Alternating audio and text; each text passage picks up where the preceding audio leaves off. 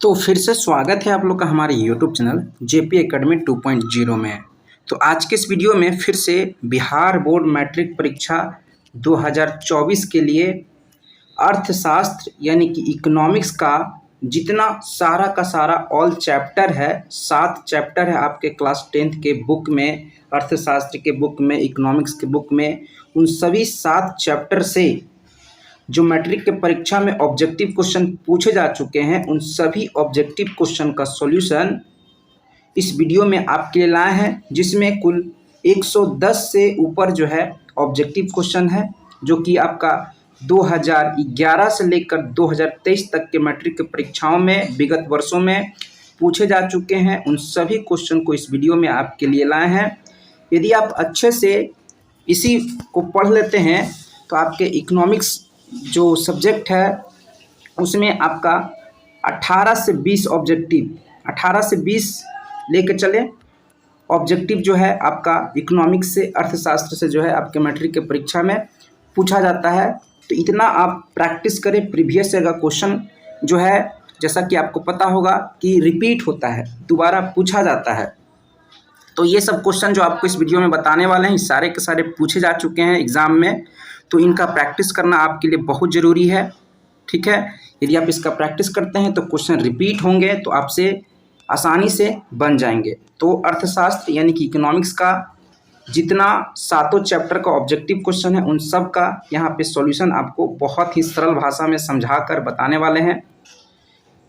और आप लोग चैनल को सब्सक्राइब करेंगे, और यदि इसका PDF चाहिए होगा तो इसी वीडियो के डिस्क्रिप्शन में टेलीग्राम का लिंक दिया हुआ है, आप इसको क्लिक करेंगे तो टेलीग्राम से इसका PDF भी आपको मिल जाएगा। तो चलिए शुरू करते हैं।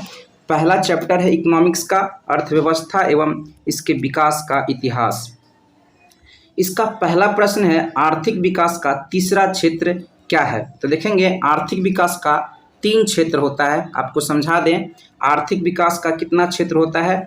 3 क्षेत्र होता है। आर्थिक विकास का कितना क्षेत्र होता है?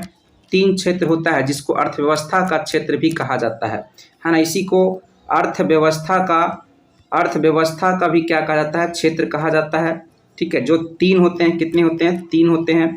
पहला आपका होता है प्राथमिक क्षेत्र, जिसको कृषि क्षेत्र कहा जाता है। प्राथमिक क्षेत्र को ही कृषि क्षेत्र कहा जाता है। दूसरा आपका होता है द्वितीयक क्षेत्र। क्या होता है? द्वितीयक क्षेत्र, जिसको औद्योगिक क्षेत्र कहा जाता है। जिसको क्या कहा जाता है? औद्योगिक क्षेत्र कहा जाता है। यहाँ पे लिख रहे हैं औद्योगिक क्षेत्र। तीसरा आपका होता है सेवा क्षेत्र, जिसको तृतीयक क्षेत्र कहते हैं। तृतीयक क्षेत्र को ही सेवा क्षेत्र कहा जाता है। तृतीयक क्षेत्र को ही क्या कहा जाता है? सेवा क्षेत्र कहा जाता है। तो ये 3 क्षेत्र हैं अर्थव्यवस्था के, आर्थिक विकास के जो क्षेत्र हैं, ये 3 क्षेत्र हैं। तो आपको ये ध्यान में रखना है, इन तीनों से आपके मैट्रिक की परीक्षा में ऑब्जेक्टिव पूछ सकता है। तो आर्थिक विकास का तीसरा क्षेत्र जो है ना, वो आपका सेवा क्षेत्र है, जिसको तृतीयक क्षेत्र कहते हैं। तृतीयक क्षेत्र कहते हैं। क्या कहते हैं? तृतीयक क्षेत्र कहते हैं। और तृतीयक क्षेत्र को ही क्या कहा जाता है? सेवा क्षेत्र कहा जाता है, ठीक है।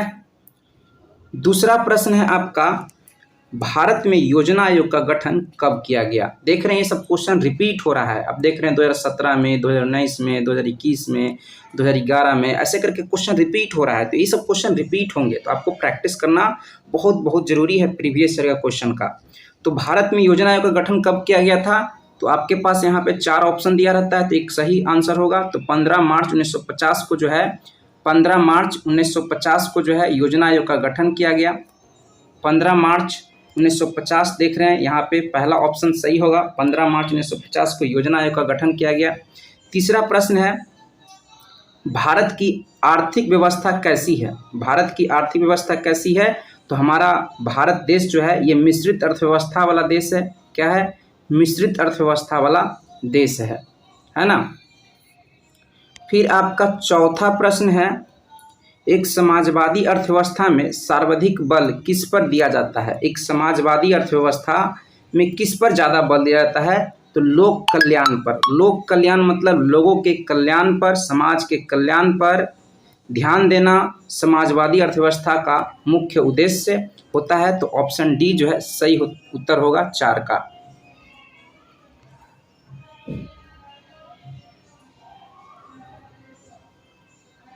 फिर 5 का है आपका, भारतीय योजना आयोग के प्रथम अध्यक्ष कौन थे? भारतीय योजना आयोग के प्रथम अध्यक्ष जो थे पंडित जवाहरलाल नेहरू थे। कौन थे? पंडित जवाहरलाल नेहरू, जो हमारे देश के प्रथम प्रधानमंत्री थे, है ना, वही क्या थे? योजना आयोग के अध्यक्ष थे। और योजना आयोग का अध्यक्ष जो है प्रधानमंत्री ही होता है। तो स्वाभाविक सी बात है कि उस समय जो प्रधानमंत्री होंगे, जब 1950 के समय में जब स्थापना हुआ था, तो जो प्रधानमंत्री होंगे वही अध्यक्ष होंगे योजना आयोग के।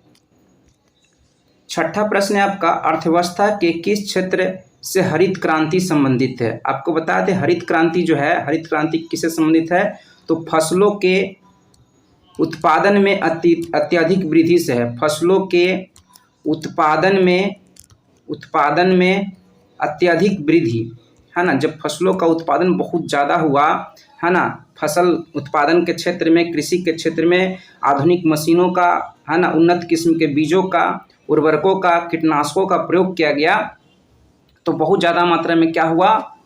1968,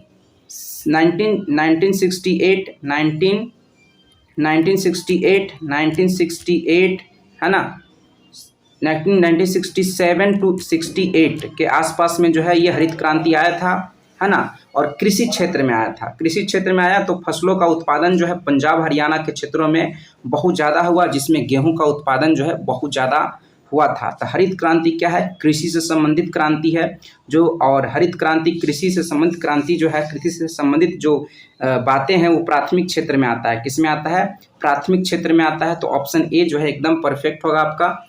फिर आपका है 7 नंबर प्रश्न, बिहार राज्य है, ऑप्शन के अकॉर्डिंग आपको बताना है। तो कृषि प्रधान राज्य है हमारा राज्य बिहार जो है, कृषि प्रधान राज्य है। यहाँ पे खेती बहुत अधिक मात्रा में करते हैं लोग, है ना, खेती पर ही यहाँ के लोग निर्भर रहते हैं। 8 नंबर प्रश्न है, निम्न में से कौन प्राथमिक क्षेत्र से संबंधित है? देख रहे हैं कितना बार रिपीट हुआ है क्वेश्चन, है ना, 2017, 18, 19, 21, 22, बाप रे, है ना, देखें ये क्वेश्चन रिपीट होता है। तो प्राथमिक क्षेत्र जो है आपका कृषि क्षेत्र से संबंधित है। किससे संबंधित है? कृषि क्षेत्र से संबंधित है। द्वितीयक क्षेत्र जो है आपका औद्योगिक क्षेत्र से संबंधित है। द्वितीयक क्षेत्र जो है आपका औद्योगिक क्षेत्र से संबंधित है। तृतीयक क्षेत्र आपका सेवा क्षेत्र से संबंधित है। ठीक है, तो आप देख रहे हैं कि कितना रिपीट हो रहा है क्वेश्चन। तो पहला 8 का आपका आंसर हो जाएगा ऑप्शन सी। 9 नंबर प्रश्न है, निम्न में से किस राज्य को पिछड़ा राज्य कहा जाता है? पिछड़ा राज्य किसको कहा जाता है? बिहार को। वैसे और भी राज्य हैं पिछड़ा में आते हैं, है ना, देखेंगे आगे चलकर आपको मिलेगा। तो पिछड़ा राज्य आपको देखेंगे बिहार है। दिल्ली पिछड़ा राज्य तो केंद्र शासित प्रदेश है। ठीक है, केरल पिछड़ा नहीं है, बहुत ही आगे है। पंजाब भी बहुत धनी संपन्नी है। ठीक है, 10 नंबर प्रश्न है, निम्नांकित में कौन बीमारू राज्य है? तो अपना राज्य बिहार बीमारू में आता है, सबसे नीचे पायदान पे आता है बीमारू राज्यों में। 11 है, निम्न में से कौन बीमारू राज्य है? फिर आपका प्रश्न पूछ दिया, लेकिन ऑप्शन क्या किया? चेंज कर दिया। बिहार, मध्य प्रदेश, उड़ीसा, ये तीनों के तीनों राज्य जो है आपका बीमारू राज्य में आता है। ऑप्शन डी जो है सही हो जाएगा। 12 नंबर प्रश्न है, योजना आयोग को भंग कर कौन सा आयोग बनाया गया? योजना आयोग को भंग करना मतलब क्या? योजना आयोग को समाप्त करके, खत्म करके कौन सा आयोग बनाया गया? तो नीति आयोग का गठन किया गया योजना आयोग के स्थान पर, है ना। 1 जनवरी 2015 को जो है नीति आयोग का गठन किया गया योजना आयोग को भंग करके, समाप्त करके। फिर आपका है राष्ट्रीय विकास परिषद का गठन कब किया गया? तो राष्ट्रीय विकास परिषद का गठन जो है 6 अगस्त 1952 को किया गया था। 1952 को जो है राष्ट्रीय विकास परिषद का स्थापना किया गया। फिर आपका है, जिस देश की राष्ट्रीय आय या प्रति व्यक्ति आय अधिक हो वह देश कहलाता है विकसित, कहलाता है डेवलप कहता है। ठीक है, और जहाँ का राष्ट्रीय आय और प्रति व्यक्ति आय बहुत कम होता है वो अविकसित होता है ना। और जहाँ न ज़्यादा अधिक प्रति व्यक्ति आय हो और न ज़्यादा राष्ट्रीय आय हो, मतलब बीच बीच में मीडियम हो, तब वो विकासशील देश में आता है। जैसे अपना देश भारत क्या है? विकासशील देश के अंतर्गत आता है। फिर आपका है 15 नंबर, देश में कितने विशेष आर्थिक क्षेत्र हैं, है ना। देश में कितने विशेष आर्थिक क्षेत्र विकसित हैं, बने हुए हैं, तो 7 गो विशेष आर्थिक क्षेत्र याद रखना है। क्या गो? 7 गो याद रखना है। फिर आपका है भारत में नीति आयोग की स्थापना कब हुई, तो 1 जनवरी 2015 आपको बताया। नीति आयोग का स्थापना जो है 1 जनवरी 2015 को हुआ, ठीक है। और नीति आयोग के जो भी अध्यक्ष होते हैं वो प्रधानमंत्री ही होते हैं। कौन होते हैं? प्रधानमंत्री होते हैं, ठीक है। कौन होते हैं? प्रधानमंत्री होते हैं। फिर आपका है कौन बीमारू राज्य नहीं है, तो कर्नाटक जो है बीमारू राज्य नहीं है, ये बहुत ही डेवलप्ड राज्य है अपने देश में, है ना। उसके अलावा उड़ीसा, मध्य प्रदेश, बिहार, ये सब बीमारू राज्य में आता है। फिर 18 नंबर प्रश्न है, किस क्षेत्र को द्वितीयक क्षेत्र कहा जाता है, तो उद्योग क्षेत्र को जो है द्वितीयक क्षेत्र कहा जाता है। उद्योग क्षेत्र को क्या कहा जाता है? द्वितीयक क्षेत्र कहा जाता है। फिर आपका है 19 नंबर, निम्न में से कौन देश में मिश्रित अर्थव्यवस्था है, तो अपना देश भारत में कैसा अर्थव्यवस्था है, तो मिश्रित अर्थव्यवस्था है। भारत, ऑप्शन सी सही होगा। फिर आपका है 20 नंबर, भारत में सेवा क्षेत्र को सामान्यतः कितने भागों में बांटा गया है, तो सेवा क्षेत्र को जो है 2 भागों में बांटा गया है। ऑप्शन ए जो है एकदम सही होगा। फिर आपका है 21 नंबर, प्राथमिक क्षेत्र में कौन सी आर्थिक क्रियाएं शामिल है, प्राथमिक क्षेत्र में कौन सी आर्थिक क्रियाएं शामिल है, ठीक है। तो प्राथमिक क्षेत्र में कृषि कार्य होता है, खनन कार्य भी होता है ना। खदानों से हम लोग कोयला निकालते हैं, है ना, बहुत सारे खनिज निकालते हैं, तो ये सब खनन हो गया। पशुपालन हो गया, सब कृषि में आता है। सब किस में आता है? कृषि में आता है। तो इसमें से ऑप्शन डी सभी हो जाएगा, है ना। प्राथमिक क्षेत्र के अंतर्गत इनमें से सभी हो जाएगा, कृषि, खनन, पशुपालन।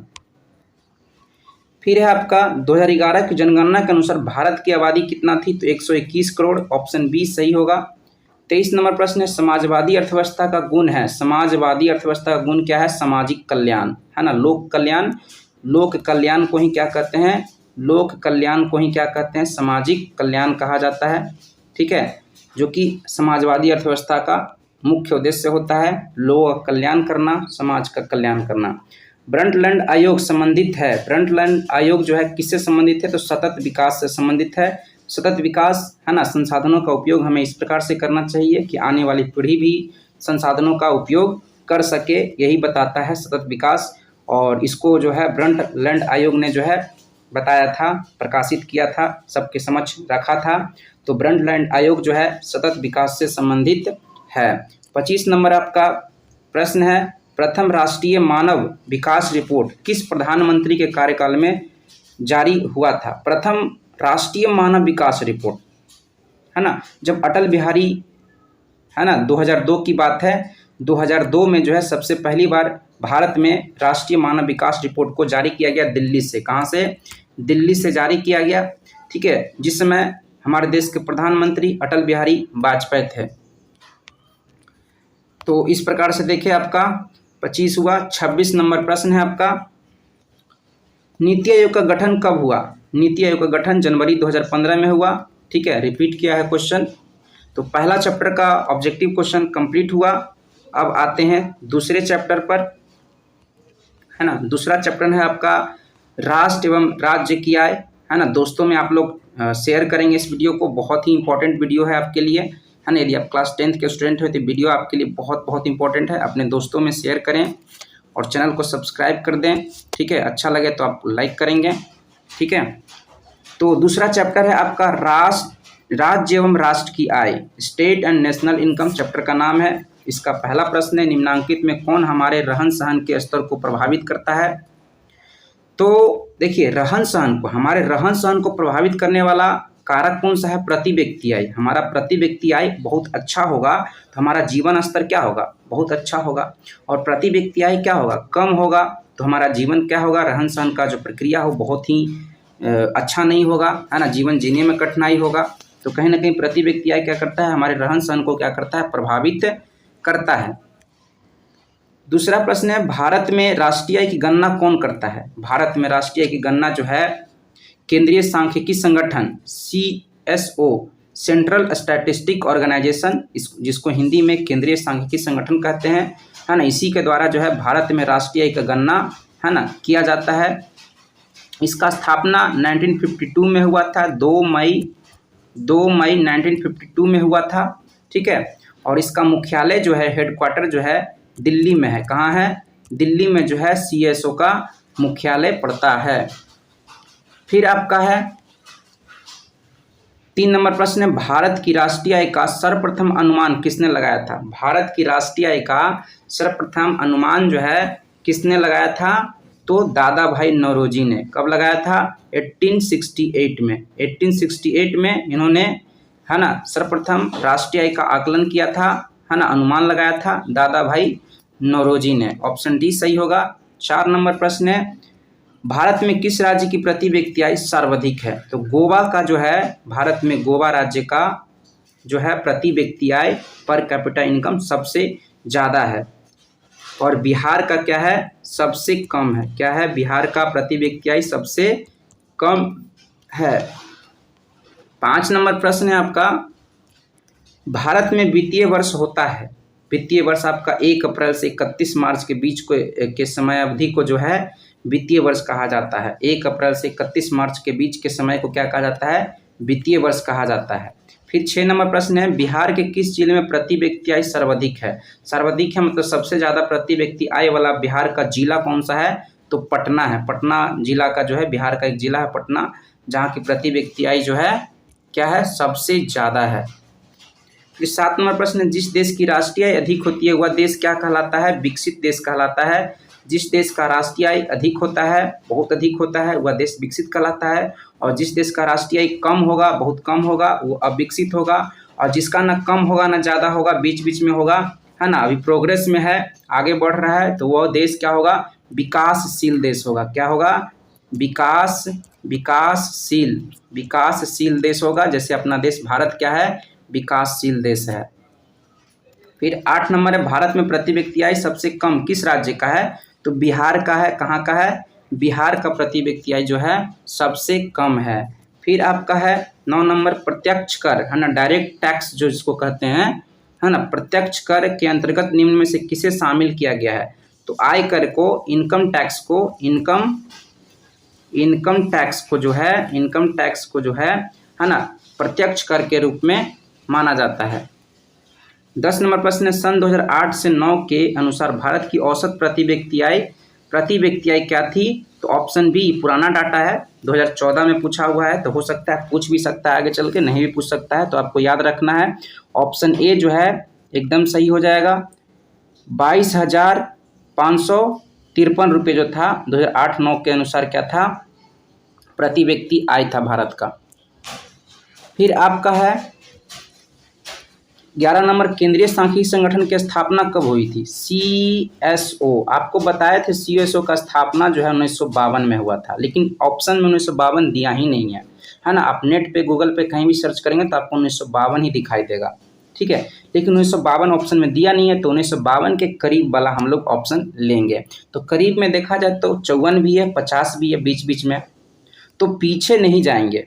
1950 में तो CSO का, केंद्रीय सांख्यिकी संगठन का स्थापना नहीं हुआ होगा, है ना। जब 1952 नहीं दिया है तो हम लोग 54 को लेंगे। क्या लेंगे? 1954 को लेंगे, आगे वाले को लेंगे। फिर 12 नंबर, साख का आधार क्या है? तो साख का आधार है विश्वास। क्या है? विश्वास। ऑप्शन ए एकदम सही होगा। फिर 13 नंबर प्रश्न है, विकसित देशों की आय में वृद्धि के लिए किस पद का प्रयोग किया जाता है? जब विकसित देशों में आय में वृद्धि होती है तब हम क्या कहते हैं? आर्थिक वृद्धि शब्द का प्रयोग करते हैं, है ना, कि आर्थिक वृद्धि हो रहा है उस देश में, विकसित देश में, ठीक है। फिर है आपका 14 नंबर प्रश्न है, गरीबी के कुचक्र की धारणा किसने दी थी? तो रैगनर नर्क्स ने बताया था, गरीबी ही गरीबी को क्या करती है? जन्म देती है ना। यह धारणा जो है इसी को कहा जाता है, गरीबी का कुचक्र कहा जाता है, जिसको रैगनर नर्क्स ने क्या किया था? बताया था। तो इस तरह से दूसरा चैप्टर भी आपका कंप्लीट हुआ। तीसरा चैप्टर है आपका मुद्रा बचत एवं साख। मुद्रा बचत एवं साख ही आपका तीसरा चैप्टर है। इसका पहला प्रश्न है, किसने कहा मुद्रा वह है जो मुद्रा का कार्य करती है? तो option D Hartley withers. Hartley withers ने जो है कहा मुद्रा वह है जो मुद्रा का कार्य करती है। दूसरा प्रश्न है, मनुष्य के आर्थिक जीवन में सबसे महत्वपूर्ण क्या है? तो मुद्रा। मनुष्य के आर्थिक जीवन में जो है सबसे महत्वपूर्ण कार्य जो है मुद्रा है। क्या है? मुद्रा है, ऑप्शन बी दूसरा का सही होगा। तीसरा प्रश्न है, इनमें से कौन सा मुद्रा एक आधुनिक रूप नहीं है? मुद्रा का आधुनिक रूप नहीं है, तो जमा जो है आधुनिक रूप नहीं है ना। जमा जो है मुद्रा का एक आधुनिक रूप नहीं है। फिर आपका है 4 नंबर, आजकल मुद्रा का कौन सा रूप अधिक प्रचलन में है? तो पत्र मुद्रा है ना, कागज मुद्रा भी कहते हैं इसको, क्या कहते हैं, कागजी मुद्रा भी कहते हैं। पत्र मुद्रा को जो है कागजी मुद्रा भी कहा जाता है। ठीक है, ये सबसे ज़्यादा प्रचलन में है आजकल। फिर आपका है 5 नंबर, साख का अर्थ क्या है ना। तो विश्वास, ऋण लौटाने की क्षमता, ये दोनों है। ऑप्शन सी सही होगा, ए और बी दोनों। विश्वास भी है, साख का अर्थ विश्वास भी होता है, और ऋण लौटाने की क्षमता से भी का भी मतलब होता है साख ही होता है। तो ऑप्शन ए और बी दोनों सही होगा, है ना। ऑप्शन को ध्यान से देखना है, उसके बाद क्या करना है, आंसर लगाना है। फिर आपका है 6 नंबर है, विनिमय का सर्वोत्तम माध्यम क्या है? विनिमय का मतलब क्या होता है, लेन देन, खरीद बिक्री। इसका सर्वोत्तम माध्यम मुद्रा है ना। मुद्रा से जो है हम लोग आसानी से विनिमय का कार्य कर सकते हैं, कोई भी दिक्कत नहीं होगा। 7 नंबर प्रश्न है, निम्न में से कौन साख मुद्रा का उदाहरण है? साख मुद्रा का उदाहरण कौन है? Bank draft. बैंक ड्राफ्ट जो है हुंडी हो गया, बैंक ड्राफ्ट हो गया, चेक हो गया, ये सब साख मुद्रा का उदाहरण होता है। तो यहाँ पे बैंक ड्राफ्ट दिया है ऑप्शन में, तो बैंक ड्राफ्ट होगा। 8 नंबर प्रश्न, निम्न में से कौन प्लास्टिक मुद्रा है? तो डेबिट कार्ड, क्रेडिट कार्ड, ये सब जो है प्लास्टिक मुद्रा में आता है। एटीएम कार्ड हो गया, ये सब क्या है, प्लास्टिक मुद्रा में होता है। ठीक है, डेबिट कार्ड को ही एटीएम कार्ड कहते हैं। डेबिट कार्ड को ही क्या कहते हैं, एटीएम कार्ड कहा जाता है। ठीक है, जो कि एक प्लास्टिक मुद्रा है। 9 नंबर प्रश्न है, रूस की मुद्रा क्या है? रूस जो है एक देश है ना। यहाँ के मुद्रा का क्या नाम? जैसे अपना भारत देश है, तो भारत का मुद्रा क्या है, रुपया है। भारत का मुद्रा क्या है, रुपया है। उसी तरह से रूस देश का मुद्रा क्या है, रूबल। क्या है, रूबल। फिर आपका है स्वीडन की मुद्रा क्या है? तो स्वीडन का जो मुद्रा है उसका नाम है क्रोना। क्या नाम है, क्रोना। ठीक है, याद रखेंगे, कोरोना बीमारी आया था, है ना, कोरोना के समय में। ठीक है, तो स्वीडन की मुद्रा क्या है, क्रोना। तो इस प्रकार से तीसरा चैप्टर मुद्रा बचत साख का भी ऑब्जेक्टिव जो पूछा गया था मैट्रिक की परीक्षा में, उसको बता दिए। अब चौथा चैप्टर पे आते हैं, हमारी वित्तीय संस्थाएं और फाइनेंशियल इंस्टीट्यूशन से पूछे गए ऑब्जेक्टिव क्वेश्चन। पहला प्रश्न है, भारत की वित्तीय राजधानी किस शहर को कहा जाता है? फाइनेंशियल कैपिटल ऑफ इंडिया जो है मुंबई को कहा जाता है। वित्तीय राजधानी जो है भारत का कौन है, मुंबई है। फिर आपका है, भारत में करेंसी नोट कौन जारी करता है ना। करेंसी नोट जो हम लोग यूज करते हैं, है ना, जितना भी नोट यूज करते हैं वो सब कौन जारी करता है? तो रिजर्व बैंक ऑफ इंडिया, है ना। आरबीआई जो है, RBI reserve Bank of India जो है ये क्या करता है, सभी तरह के नोटों को जारी करता है संपूर्ण देशों में, मतलब भारत देश में। ठीक है, तीसरा प्रश्न है, भारतीय मुद्रा बाजार में किस प्रकार के ऋणों का लेन देन होता है? देखिए, कह रहा है भारतीय मुद्रा बाजार में किस प्रकार के ऋण का लेन देन होता है। तो भारतीय मुद्रा बाजार में जो है अल्पकालीन ऋण का क्या होता है, लेन देन होता है। ठीक है, ऑप्शन ए जो है 3 का सही होगा। 4 नंबर प्रश्न, निम्नलिखित में से कौन सा संस्थान भारत में मुद्रा जारी करने के लिए अधिकृत है? फिर से प्रश्न घुमा के पूछ दिया, है ना। कौन सा संस्थान जो है मुद्रा जारी करने के लिए अधिकृत है? तो ये है Reserve Bank of India, RBI ही क्या है, मुद्रा को क्या करता है, जारी करता है। उसी को अधिकार है भारत में मुद्रा को जारी करने का। फिर 5 नंबर प्रश्न है, रिजर्व बैंक ऑफ इंडिया की स्थापना कब हुई थी? तो 1935 में जो है 1 अप्रैल 1935 को जो है रिजर्व बैंक ऑफ इंडिया यानी कि आरबीआई का स्थापना किया गया था। फिर आपका है 6 नंबर प्रश्न है, दीर्घकालीन ऋण प्रदान करने वाली संस्था कौन है? दीर्घकालीन ऋण, बहुत लंबे समय तक ऋण प्रदान करने वाला संस्था कौन सा है? तो भूमि विकास बैंक जो है दीर्घकालीन बहुत लंबे समय तक का लोन दे सकती है। 7 नंबर प्रश्न है, भारत का केंद्रीय बैंक कौन है? देख रहे हैं, घुमा के पूछ रहा है। आरबीआई से क्वेश्चन जो है एकदम पूछवे करता है आपके मैट्रिक परीक्षा में, तो आरबीआई से संबंधित जो भी डाटा है आप क्लियर कर लेंगे, है ना। भारत का केंद्रीय बैंक कौन है? तो रिजर्व बैंक ऑफ इंडिया जो है भारत का केंद्रीय बैंक है ना। सेंट्रल बैंक ऑफ इंडिया जो है आपका कौन है? रिजर्व बैंक ऑफ इंडिया है, आरबीआई है। फिर आपका वाणिज्यिक बैंकों का राष्ट्रीयकरण कब हुआ था? वाणिज्यिक बैंक, कॉमर्शियल बैंक जो है, जितना आपका कॉमर्शियल बैंक है ना, बैंक ऑफ इंडिया हो गया, एसबीआई हो गया, है ना, पंजाब नेशनल बैंक हो गया, ये सब वाणिज्यिक बैंक है ना, जिसको कॉमर्शियल बैंक भी कहते हैं। ठीक है, इसका राष्ट्रीयकरण जो है, नेशनलाइजेशन जो हुआ था 1969 में हुआ था। ऑप्शन बी एकदम सही होगा, 1969। फिर आपका 9 नंबर है, इनमें से कौन सा संस्थान वित्तीय संस्थान है? वित्तीय संस्थान जो है ना, संस्थान जो है आपका व्यावसायिक बैंक है। व्यावसायिक बैंक, कॉमर्शियल बैंक, जितने भी बैंक हैं, है ना, मार्केट में जितना भी आपको बैंक दिखते हैं सब क्या है? व्यावसायिक बैंक है ना, ये सब क्या है? वित्तीय संस्था है। उसके अलावा महाजन, रिश्तेदार, सेठ, साहूकार, ये सब वित्तीय संस्था नहीं है, ये सब गैर वित्तीय संस्था है। बाकी ऑप्शन ए को छोड़कर जितना भी ऑप्शन है गैर वित्तीय संस्था है। 10 नंबर प्रश्न है, नोबेल पुरस्कार से सम्मानित बांग्लादेशी अर्थशास्त्री कौन है ना? बांग्लादेशी अर्थशास्त्री इनमें से कौन है? तो सी ऑप्शन हो जाएगा, प्रोफेसर मोहम्मद यूनुस। प्रोफेसर मोहम्मद यूनुस जो हैं, इनको नोबेल पुरस्कार मिला था, जो कि बांग्लादेश के अर्थशास्त्री हैं। 11 नंबर प्रश्न, भारत में कितने राष्ट्रीयकृत बैंक हैं? भारत में राष्ट्रीयकृत बैंकों की संख्या 14 है। कितना है? 14 है। फिर आपका है 12 नंबर, गैर संस्थागत वित्त प्रदान करने वाला सबसे लोकप्रिय साधन कौन है? गैर संस्थागत वित्त, देख रहे हैं गैर लिखा हुआ है, संस्थागत नहीं लिखा है, गैर लिखा हुआ है ना, तो ये हो जाएगा आपका महाजन। महाजन जो हो जाएगा गैर संस्थागत वित्त प्रदान करने वाला एक लोकप्रिय साधन है। रिश्तेदार, महाजन, सेठ, साहूकार, ये सब है। ठीक है, फिर आपका है 13 नंबर, शेयर बाजार की नियामक संस्था कौन है? तो सेबी, है ना, security exchange board of India. SEBI जो है शेयर बाजार की नियामक संस्था है। ऑप्शन बी 13 का सही होगा। 14 नंबर है, प्रत्यक्ष कर के अंतर्गत निम्न में से किसे शामिल किया गया है? तो आय कर को जो है प्रत्यक्ष कर के रूप में शामिल किया गया है ना, और उत्पाद कर, बिक्री कर, ये सब जो अप्रत्यक्ष कर है, कैसा है? ये दोनों जो है अप्रत्यक्ष कर है, अप्रत्यक्ष कर है। ठीक है, फिर आपका है 15 नंबर है, भारत में सहकारिता आंदोलन का प्रारंभ कब हुआ था? भारत में सहकारिता आंदोलन का प्रारंभ जो है 1904 में। ऑप्शन ए सही हो जाएगा, 1904 में हुआ था। फिर आपका है 16 नंबर, भारत में 1 रुपया नोट कौन जारी करता है? भारत में 1 रुपया का नोट जो है कौन जारी करता है? तो वित्त विभाग। वित्त विभाग जो है ना, फाइनेंशियल डिपार्टमेंट जो है, वित्त विभाग जो है वही क्या करता है? 1 रुपया का नोट को जारी करता है। 1 रुपये से ज़्यादा वाले जितने भी नोट हैं, रुपये हैं, सिक्के हैं, उन सबको जो है RBI, reserve Bank of India जो है जारी करता है। फिर आपका 17 नंबर प्रश्न है, राज्य वित्त आयोग का गठन किया जाता है। राज्य वित्त आयोग गठन, है ना, क्या लिखा हुआ है? राज्य वित्त आयोग का गठन किया जाता है क्या? ऑप्शन ए, पंचायतों की वित्तीय स्थिति के पूर्वालोकन हेतु किया जाता है। राज्य वित्त आयोग का गठन किया जाता है। राज्य वित्त आयोग का गठन किया जाता है काहे के लिए? पंचायतों की वित्तीय स्थिति के पूर्वानुलोकन हेतु किया जाता है। 18 नंबर प्रश्न है, कृषि तथा ग्रामीण विकास के लिए पुनर्वित्त करने वाली शीर्ष संस्था कौन सी है?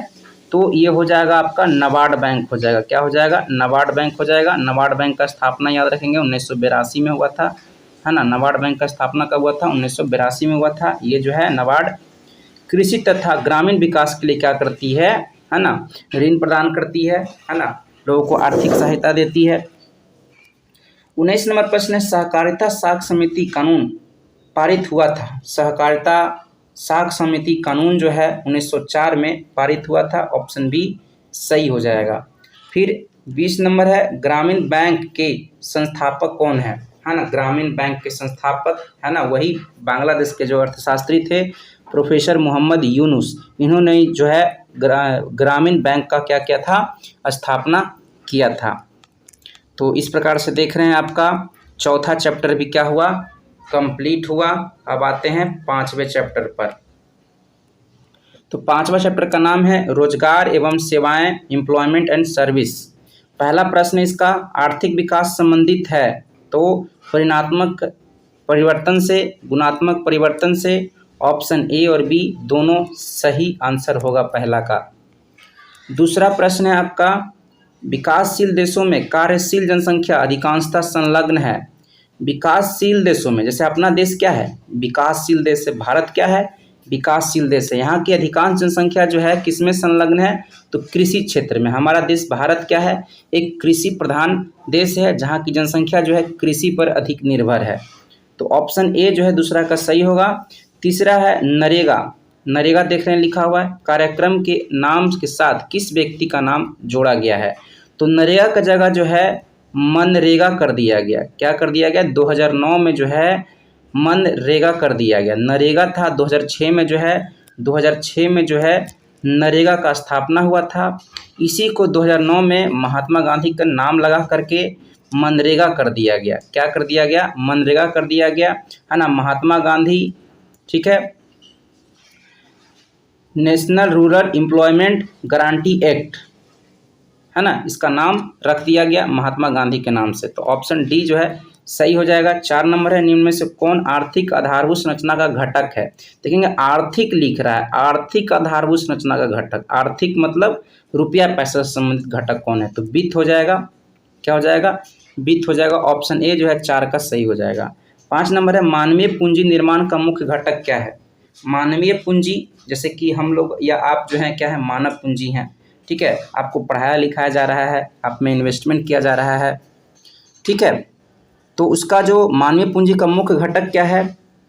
स्वास्थ्य सेवाएं, आवास, शिक्षा एवं प्रशिक्षण, इनमें से सभी ऑप्शन डी हो जाएगा, है ना। कुछ दिक्कत होता है, बीमारी होता है, तबीयत खराब होता है, तो आप में, है ना, पैसा लगाकर दवा खरीद कर ठीक कराया जाता है। आपको रहने के लिए सुविधा मिल रहा है, खाना पीना मिल रहा है, ठीक है, शिक्षा मिल रहा है, ट्रेनिंग मिल रहा है, तो ये सब मानवीय पूंजी में आता है। 6 नंबर प्रश्न है, निम्न में से कौन पिछड़ा राज्य है? तो अपना राज्य बिहार क्या है? पिछड़ा राज्य है, ठीक है। देख रहे हैं 7 नंबर प्रश्न है, आर्थिक क्रियाओं का क्या उद्देश्य है? आर्थिक क्रियाओं का क्या उद्देश्य है? जीविकोपार्जन करना। हम लोग आर्थिक क्रिया करते हैं काहे के लिए? ताकि अपना जीवक, है ना, अपने जीवन का क्या कर सकें, है ना, निर्वहन कर सके, अपने जीवन को आसानी से सुखपूर्वक जी सकें, ठीक है। तो आर्थिक क्रियाओं का उद्देश्य क्या होता है? जीविकोपार्जन करना। फिर 8 नंबर प्रश्न, आर्थिक विकास का तीसरा क्षेत्र क्या है? देख रहे हैं क्वेश्चन फिर रिपीट किया, तो ऑप्शन डी सेवा क्षेत्र। 9 नंबर प्रश्न, कौन सी सेवा गैर सरकारी है? तो मॉल सेवा जो है गैर सरकारी है, अर्थात प्राइवेट चीज़ें हैं ये सब, ठीक है। उसके अलावा आपका सरकारी में आता है सैन्य सेवा, वित्त सेवा, रेल सेवा, ये सब सरकारी सेवाएं हैं, ठीक है। और मॉल सेवा जो है आपका गैर सरकारी सेवा है। 10 नंबर प्रश्न, नरेगा के अंतर्गत ग्रामीण मजदूरों को साल में कम से कम कितने दिनों के लिए रोजगार देने की व्यवस्था है? तो 100 दिन का, है ना। नरेगा जिसका नाम आगे चलकर मनरेगा हो गया, उसके तहत ग्रामीण मजदूरों को 100 दिनों का काम देने का गारंटी दिया जाता है। 11 नंबर प्रश्न है, मानव पूंजी के प्रमुख घटक हैं, ठीक है, ज्ञान, कौशल, अनुभव, इनमें से सभी। ऑप्शन डी जो है सही होगा। फिर 12 नंबर है, जवाहर रोजगार योजना शुरू किया गया था। जवाहर रोजगार योजना जो है 1989 में, 1989 में शुरू किया गया था। फिर 13 नंबर प्रश्न है आपका, इनमें से कौन आर्थिक विकास के क्षेत्रों से संबंधित नहीं है? ठीक है, आर्थिक विकास क्षेत्रों से संबंधित नहीं है, ठीक है, तो आपका सहकारी क्षेत्र आ जाएगा, ये आर्थिक विकास के क्षेत्रों से संबंधित नहीं है, ठीक है। 14 नंबर है, ऊर्जा के प्रमुख स्रोत क्या हैं? कोयला, पेट्रोलियम, विद्युत, इनमें से सभी। इन सभी से जो है कोयला, पेट्रोलियम, विद्युत, इन सभी से जो है ऊर्जा की प्राप्ति की जाती है।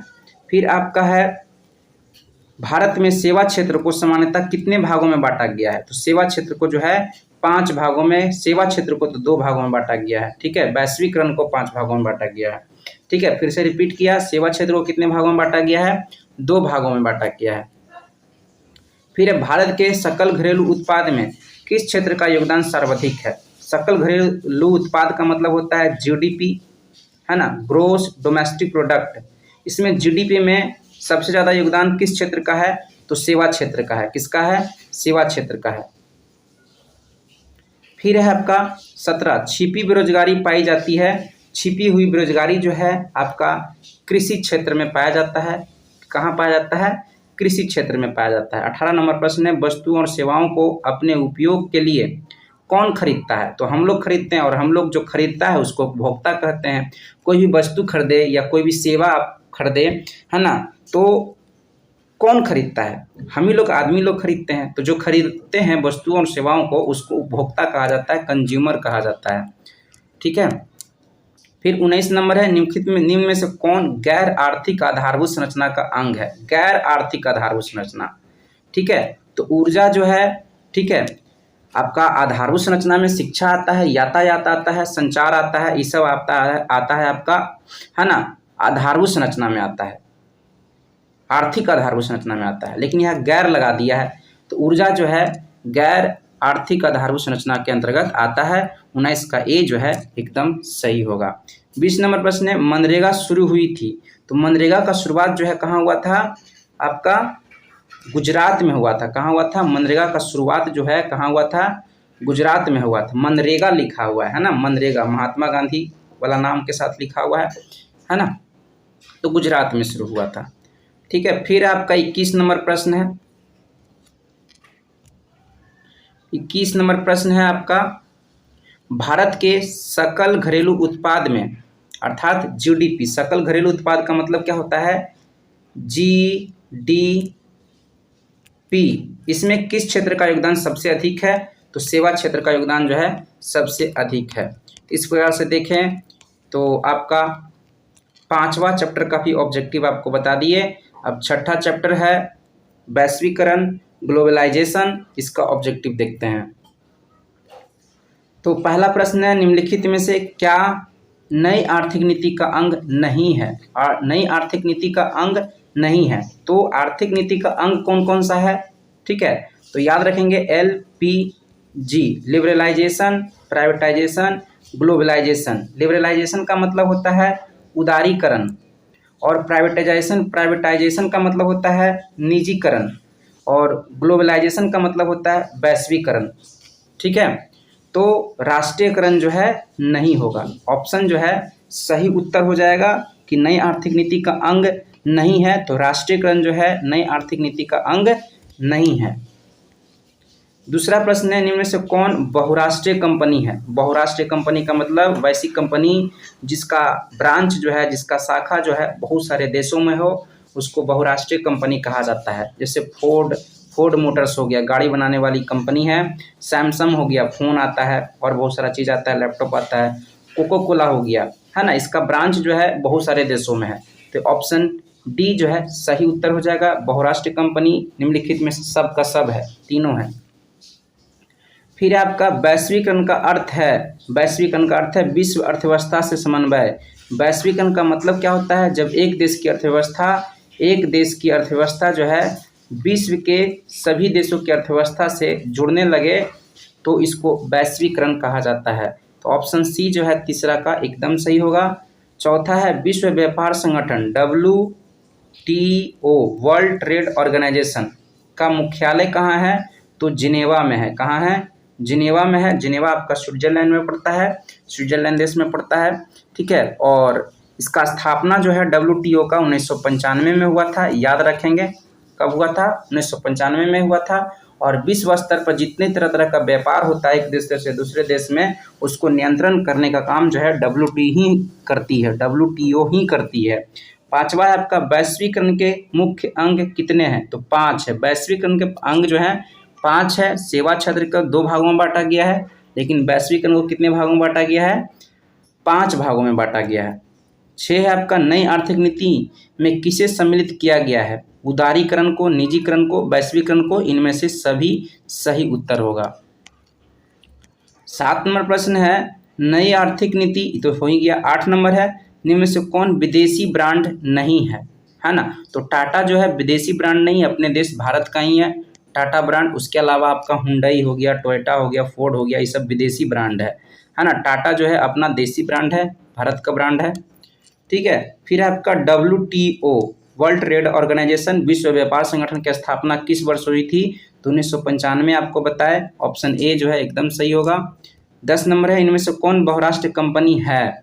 ठीक है, तो फोर्ड मोटर्स, सैमसंग, कोकोला, इनमें से सभी जो है सही उत्तर हो जाएगा। सबका सब जो है बहुराष्ट्रीय कंपनी है। 11 नंबर प्रश्न है, अंतर्राष्ट्रीय व्यापार संबंधी नियमों को निर्धारित करने वाली संस्था कौन है। देख रहे हैं, अंतर्राष्ट्रीय व्यापार मतलब विश्व में जितने भी एक देश से दूसरे देशों के बीच में व्यापार होता है, उसको उससे संबंधित जो नियम बनाता है ना, नियम को लागू करता है, कौन संस्था करता है, तो WTO, वर्ल्ड ट्रेड ऑर्गेनाइजेशन, जो कि ऑप्शन में कहीं नहीं है, तो इनमें से कोई नहीं सही उत्तर हो जाएगा। तो 6 नंबर भी आपका बता दिए, लास्ट चैप्टर है है ना। अर्थशास्त्र का, इकोनॉमिक्स का लास्ट चैप्टर आपका 7 चैप्टर है, उपभोक्ता जागरण एवं संरक्षण। इतना ही चैप्टर आपको सिलेबस में पढ़ना है, ठीक है। तो पहला प्रश्न है इसका, भारत में उपभोक्ता संरक्षण कानून कब लागू हुआ था? 1986 में जो है भारत में उपभोक्ता संरक्षण कानून को जो है लागू किया गया था 1986 में।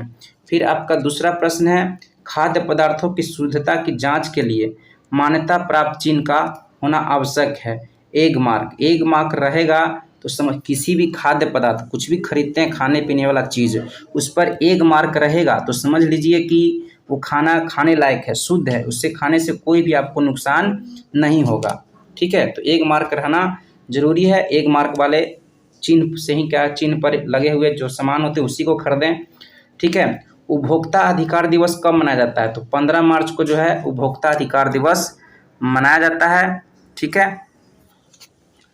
फिर आपका कृषि उत्पादों के मानकीकरण के लिए किस मानक का प्रयोग किया जाता है? ठीक है, खाद्य पदार्थ में क्या आता है? कृषि, खाने पीने वाला चीज़ जो है अधिकांशतः किससे बनता है? कृषि उत्पादों से बनता है, ठीक है।